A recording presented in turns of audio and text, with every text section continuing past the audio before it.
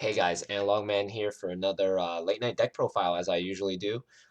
So today, as you can see from the title, we are dipping our toes into the four holy dragons. Um, Originally, I was very skeptical of this deck, how it honestly works.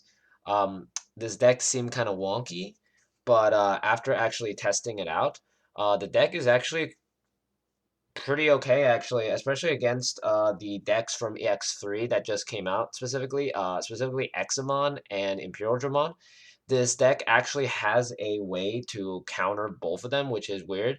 It has not only does it have the ability to heal occasionally, depending on what build you run, but also the fact is that it has constant removal and basically free Mega Zoo drops essentially because of a specific new option card that is the main basis of this deck that you will see in the profile.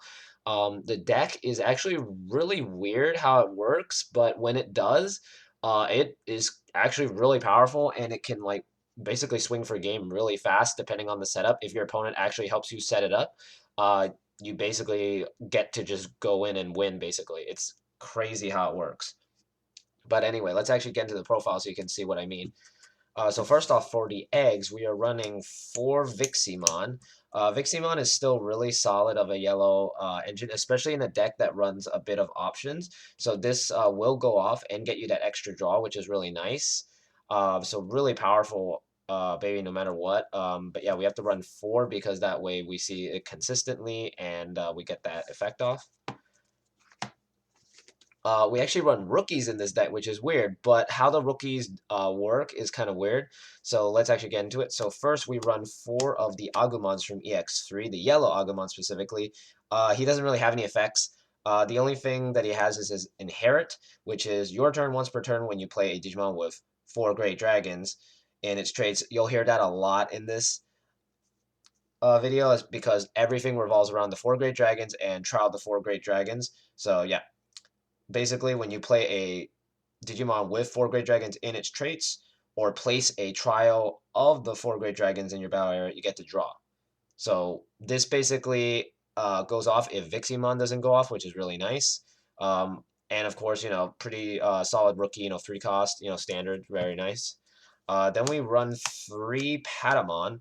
Patamon on play, reveal the top 4 cards. As of this recording, this card actually got errated a little bit.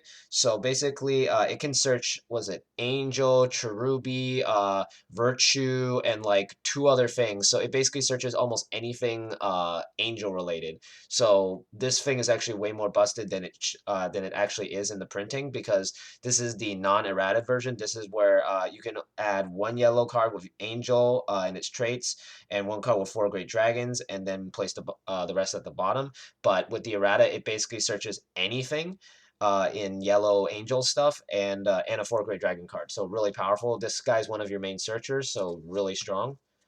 Uh, and yeah, we only run 8 rookies because this deck mainly focuses on playing either the option card or playing like a level 4 or something like that, kind of like hard playing it from what I've been doing with it. So really solid.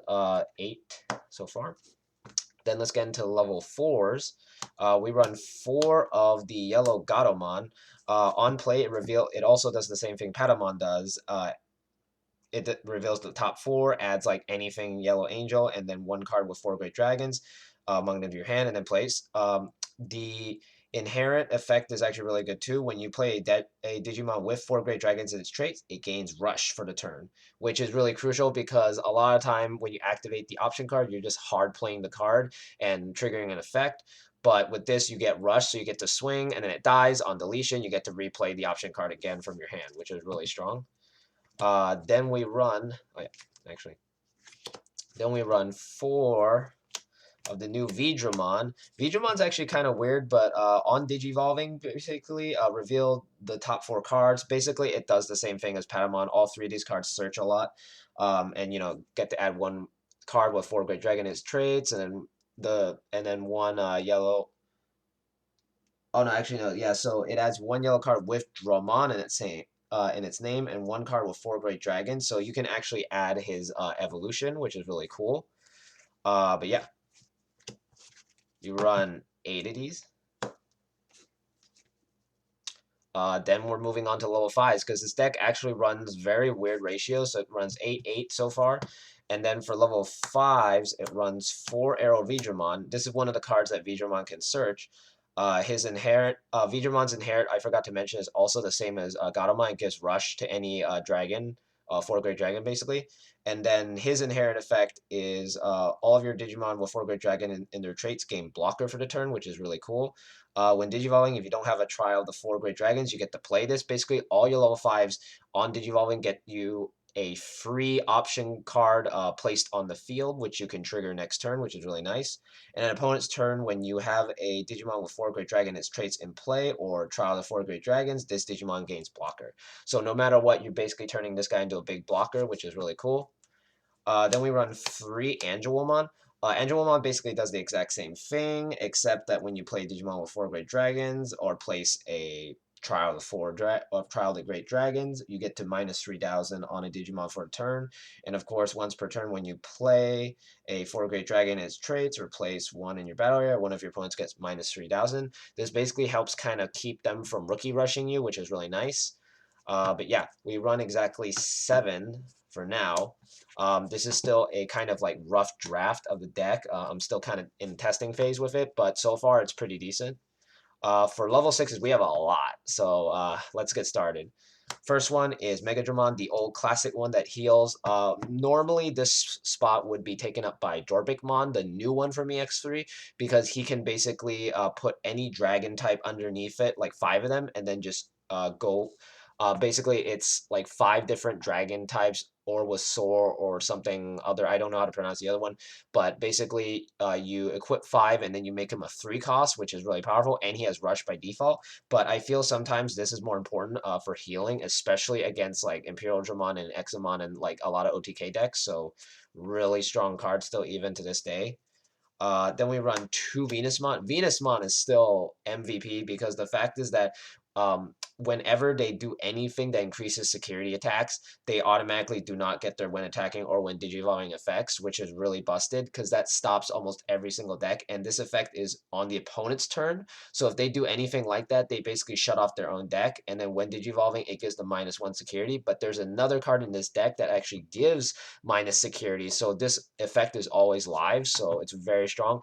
And the best part is that it's very hard to get her most of the time because you're usually evolving and raising, and then you usually have enough memory to evolve this and then into this. So you basically get to play the Trial of the 4 Dragons, and you get to have Venusmon on play. So it's really cool. Then we run 3 of Goldramon, the new one specifically. This one, when digivolving, you can return 1 card with 4 Great Dragons in its traits from your trash to your hand, so you can add the option and any of the other dragons, which is really cool. And then when attacking, Digimon gets -6,000, and then you can return 1 of each of the other dragons to basically trash the top 2 cards of your opponent's security. So if you set that up and then swing late game with this, you basically have game. So really strong card. And of course, you can basically play it as itself with the trial card as well. We also run 2 Magnadramon. This one is the one that gives -1 security, but if this card was played by the Trial of the 4 Dragons, it does -2 security instead. And then, of course, on deletion, you can play a Trial of the 4 Dragons from your hand, which is really strong. Then we run 2 Megidramon, the new one specifically. This one, on play, you get to basically delete one of your opponent's level 5 or lower. But if it was played by the option card, increase that by 1. So you can basically pop any level 6 or lower with this effect, which is really strong. And yeah, on deletion, basically all the dragons also do the same thing, where on deletion, they play the option card from your hand again. Then we play 2 Azulongmon. Azulongmon is also really strong. On play, you get to draw 2 cards, and then on deletion, he plays the option as well. So really, really powerful. But yeah, we run, let's see, 6. So we run 12 level 6s. I mean, it is very extreme, but how this deck works, you actually do need all of them, which is, yeah, that's just how the deck is. Sometimes, it's just, it's a very wonky deck, but it's a very strong deck. The rest of it is mainly options, so let's get into it. So, of course, you're playing 4 copies of Trial of the 4 Dragons. This card is really busted. It's an 8 cost, and almost half the cards in your deck get to play this for free. Main, when you on your main, you basically get to draw one, which is really cool. And then its main delay effect is basically it allows you to just play one four great dragon, basically anything with that in their trait, just for free, basically. And yeah, it's really cool. The only downside is that you cannot digivolve them into a level 7, which sucks.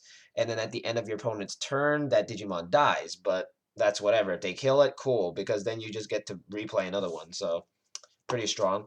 You have to run 4 of this. This is like the heart and soul of the deck, along with basically the dragons. So you absolutely need to see this ASAP. Then when you run 3 God Flame, one of your opponent's Digimon gets minus 6,000 DP for the turn. Then return one card with 4 Great Dragons in its traits from your trash to your hand. This card is very crucial for cycling this card, basically, because as long as you have this, you can cycle this, so very strong. Then we run 2 long Aristancto. This card is still really powerful, and running it at 2 is still really solid because if your opponent hits into it when they're low in security, this basically becomes a Chaos Degrade, which is really powerful. And yeah, you basically run these. I'm feeling like adding maybe one more Godflame because that way I can recycle this a little bit more. Honestly, I feel like maybe taking out one of the Tamers because I feel like I'm overexerting with one of them, so it's whatever. But yeah, we run so far 4, 7, 8, and 9 options at the moment. But I feel playing one more Godflame might be more beneficial, so I'm probably going to do that after I'm done recording this to see how it works. But yeah, after that, we have Tamers. We run 3 Analog Boys. I might take out one of them because in testing, you can actually mill one of your, you can actually mill away one of your trial options. So if you actually don't have a way to recover it, this actually hurts you. So I feel like taking out one. This guy's mainly there to just basically make it so if your opponent deletes any of your guys, you gain an extra memory. And against Imperial Dramon, that's actually very crucial because most of the time they're going to be ending their turn at like 4 or 5. So getting like 6 memory can be really crucial because then you can like digivolve a little bit better. Then you run 3 TKs because you want to set your memory and search your security for any pieces you're missing. So I feel like taking out one of these and then putting in another Godflame might actually help the deck a little bit more because sometimes, like in testing, Analog Boy was really good, but it wasn't amazing. So I feel like putting this down to maybe 2. But TK was very solid, very powerful, still one of the best yellow tamers and just how good it is, honestly. Like, you have to at least run 3 copies. That way your opponent can't memory choke you. Because when I played against my friend, he was running, shout out to my friend Jose. I don't know exactly how many TK he ran, but I feel like he only ran 2 because he barely saw that. He ran like another level. He ran another 4 cost tamer. I think it was Kari, but it's like he barely saw it, so I feel like he didn't really run enough to kind of like see it consistently.